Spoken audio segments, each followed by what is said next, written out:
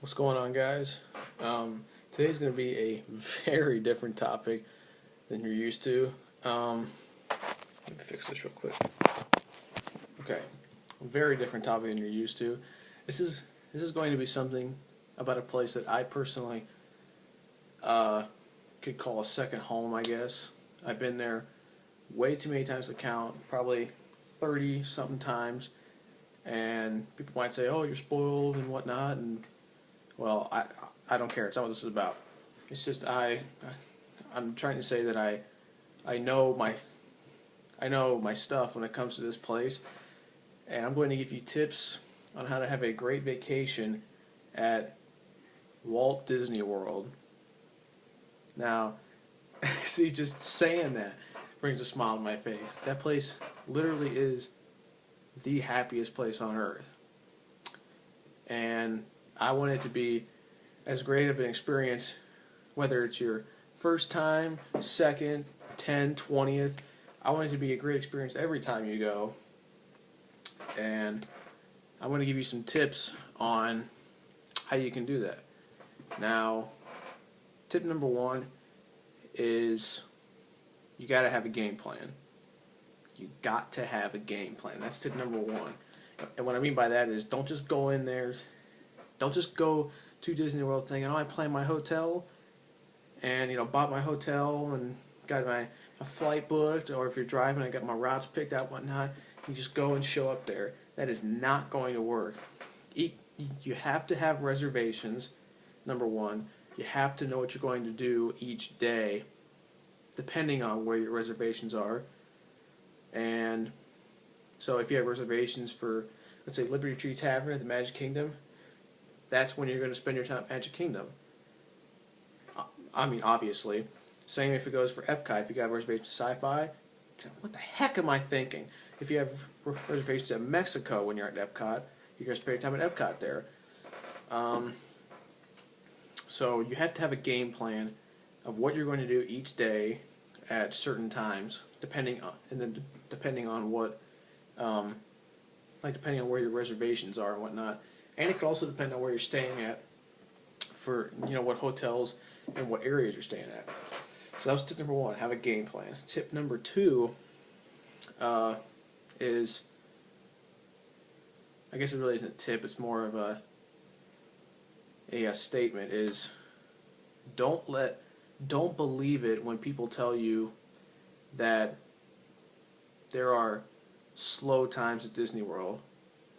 Okay, that is the most outrageous thing ever. All right, we have gone when they said there's slow times, no people, and there shouldn't be any or as many people there. There's no slow time. There may be less people there than maybe in the summer when it's jam packed, and which I think it's still fun going to the summer because it's blazing hot and a lot of people don't get that. And there's a lot of commotion, which some people like, and there's a lot of people there to have great experiences with. And there's just some things that you don't get to see, in the winter or, in the fall, whatnot, in the spring. But there is no slow time. So if somebody says, hey, go in January or go in, November or something, don't listen to them, because usually what happens is Disney runs specials there to attract more people, so they'll have lower prices, which in turn will make more people show up, or they'll have a discount on certain hotels, certain deluxe, moderate, and value resorts, so that more people will show up during these slow times, which in turn will make them not slow anymore. So don't ever believe that. Disney is year-round busy.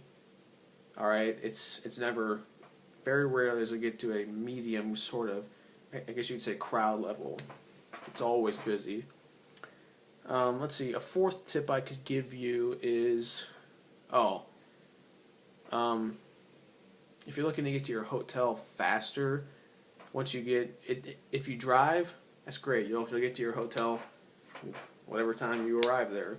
But if you fly on a plane, And if you care about how fast you want to get to your hotel, or if you need to get there faster, I can't stress enough, do not take the Disney Magical Express.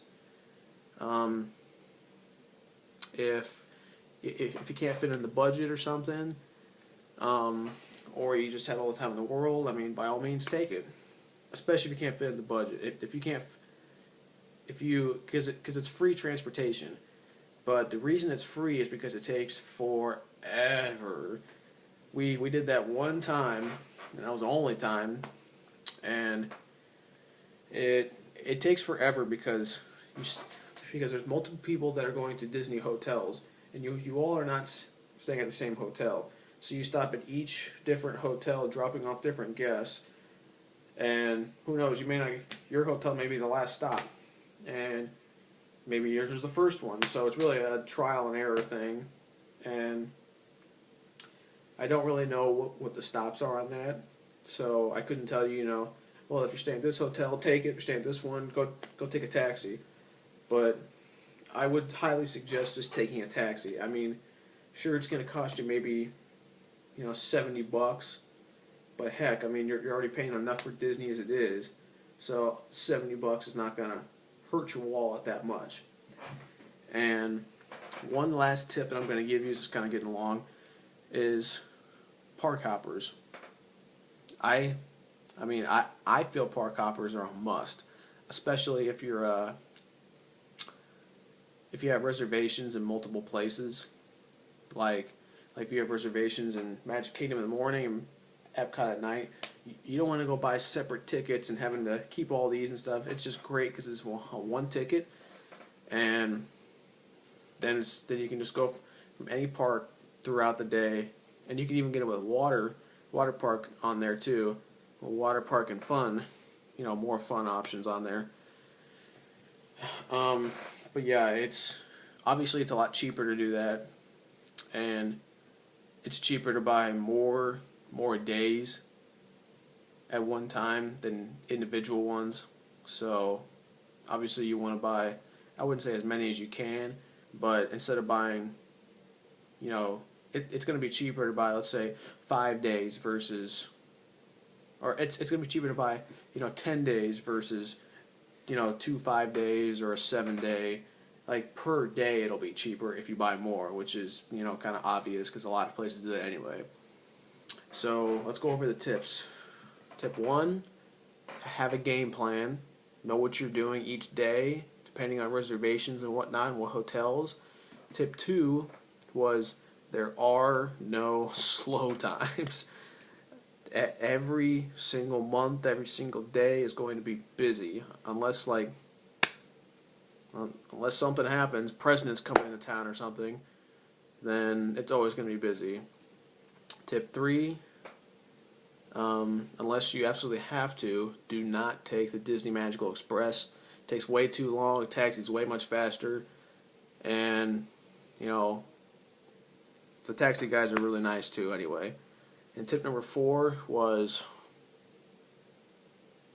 buy park hoppers. They're really worth it. They might be more money, but they really are worth it. If you want water parks, you can get more. So there's some tips, and hopefully those help you guys. And I'll post more videos about Disney World and other aspects of it to help you guys out with your trips, so you can have a magical adventure.